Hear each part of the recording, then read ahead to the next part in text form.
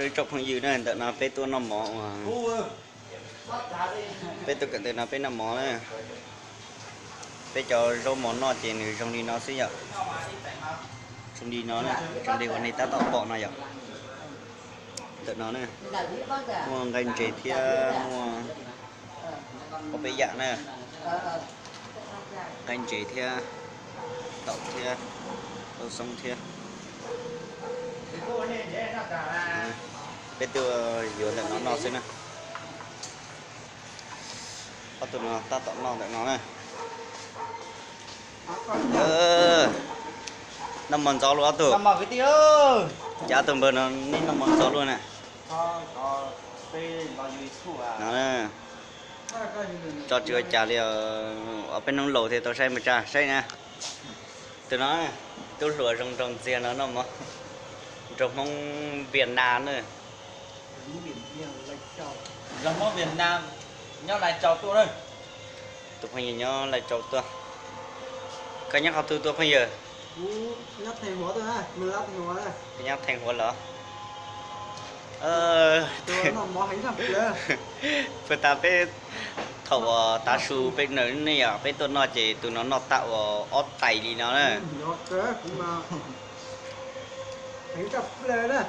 phải cho rốt mà nó chỉ trong đi nó xíu nữa vậy đi ta tạo bọn thế nào trong đi nó này ta chỉ có lúc sáu tông số chỉ này thay chỉ mình vậy chỉ chúng mà hành chỉ đi là sai đi nó xíu đi nó này đi nên ta tạo bọn để nó muốn nó lò chỉ lấy chỉ cá kia đi nè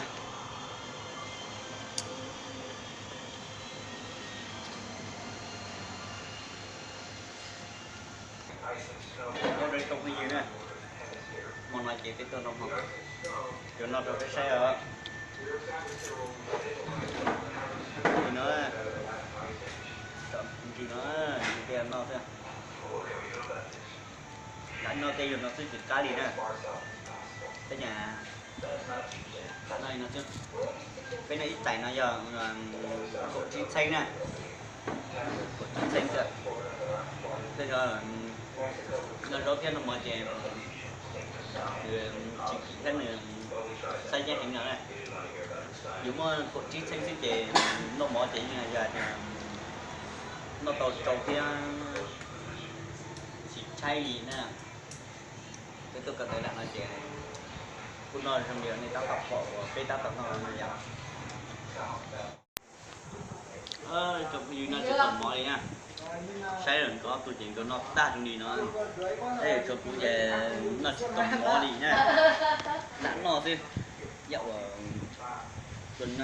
nó thì nó chỉ tới đi đâu một cái đeo túi đâu tiết Đi mua giày thôi. đôi mấy trăm Đôi này chỉ là 70.000 đấy.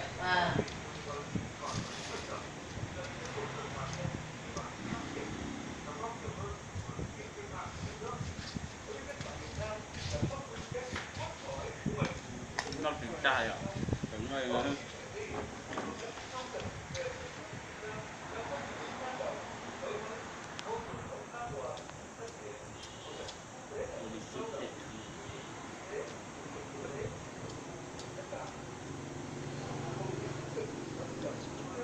được chưa được thành thành được chưa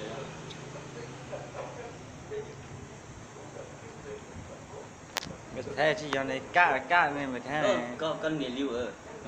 không mà lưu Chỉ phụ tình đã to như con là mày tiếp tục đi cái này nào đó là rất qua rồi cái gì nó vậy tôi chọn muốn nhiệt đấy muốn nhiệt cho tay món này nhiệt tay á chụp con nọ thế nè anh này tao tập bọn nó thế nè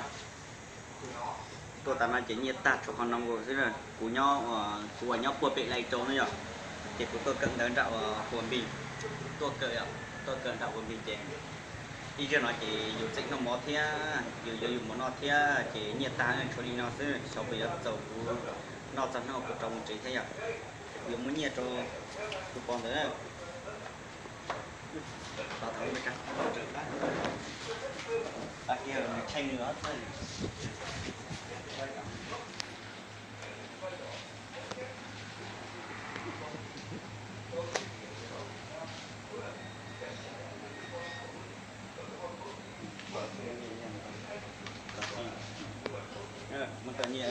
mà vào lúc tiền thì bác vào ăn cơm rồi bác đang đói. Để chọn cái mất rồi tụi nó chẳng mà tụi nó tụi nó ta tự muốn nhỉ tụi rong rong gì đó Giòn đó, vậy tự nhiên nó. cái này muốn nhỉ nó bao nhiêu rồi Lan. thấy dạ chưa Hàng này đến đây. thì nó chỉ muốn tạo chỉ bên bún này ạ Bên nào ta bây giờ mù đó. Xót đi xót nha. Chuyện đâu mà bây giờ thành phố. Chứ nữa. Bây giờ thì nhau. nó ô chụp cái gì nữa chụp cái gì nó lấy ta tạo tôn nó mỏi à nhà rừng này thì tôi đã chi đi tôi năm ho là tôi đã chi à tôi năm ho bây giờ chụp cái gì nữa Mỏ mới nó tàng á. nó ta để ta tạo tôi năm ho nó nhỏ cái nó ta này chỉ chi nó nữa chi nó chi nó bây giờ mình tạo chơi nhỏ rồi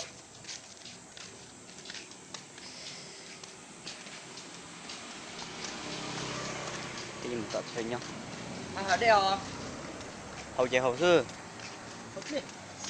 bây giờ mình hậu đây nào vậy hậu đây được nó nè hậu đây được nó đi gọi đi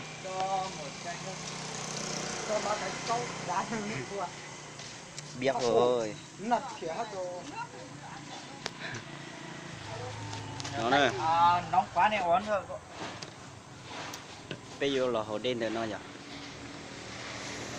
ô đây là một khủng à tục là dưới nạt khiển mà mấy cô có mua đông mi không có phó ấy Mua rửa gội thôi. một đình ngân của áo chứ bỏ đu hành như thế mày bỏ chỉ mày nhở chỉ bây giờ là hậu đen được lu lan nó nè Sao vô vô thì cao mà. để nó này vậy bây giờ hậu đen được Vì cứ là một cho thêm ba hai con xe này. lần ra đây là nè tông ra đây vậy ta chuyển ra tại hậu đen nè Tụi nó có thế cái gì? cứ lúc mai nữ thay chỉ mang theo nữ thay đu đu ta chỉ biết sẽ được là say rồi tại đây nó nè đây bên đây chỉ biết hồi đi tại xí rồi No này mày thấy này. lâu đi mà cha Bây giờ lo đi, bây giờ họ đi nào nữa. Cú cười bây giờ. Thì họ tới đi nó. tụi nó chỉ tự hư lùi xuống nơi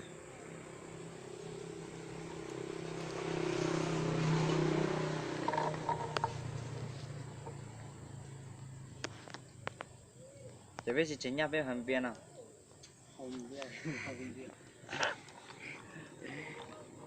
tiếp đi lên này gọi xanh sư mà Bên một hầm bể ha lên cái xem bên một trái. bữa ta có hành cơ bộ mù nó Bể bữa nào thế. việc mới nào bây giờ chúng đâu chúng có đi không Chúng á, chúng chúng á. Chúng nó thấy đâu. không bật sống nè Chúng á không thấy nó. tụi nó này à chỉ tao pê tẩy đi nào xưa bây giờ hậu đen đấy Nào ạ. hậu đen này phân gì này chọc phân gì nè một năm họ lò sát sát thế chị à pê là hậu đen theo do tên nó của cha để chưa do tên nó của sao thế ạ thì đây hậu đen nè cho cô đây nè cô giờ chặt các hình gì kia nhìn nó sọ thế chị pe phanh tự của hậu pe họ đây kia nó thế nhìn nó chỉ giờ treo lia rồi lia ta chỉ chặt cô hành đi nữa thì pe chỉ pe cho tôi xịn tới rồi pe cho tôi xịn tới chỉ pe tôi đã nào được tôi đã chế tới rồi liu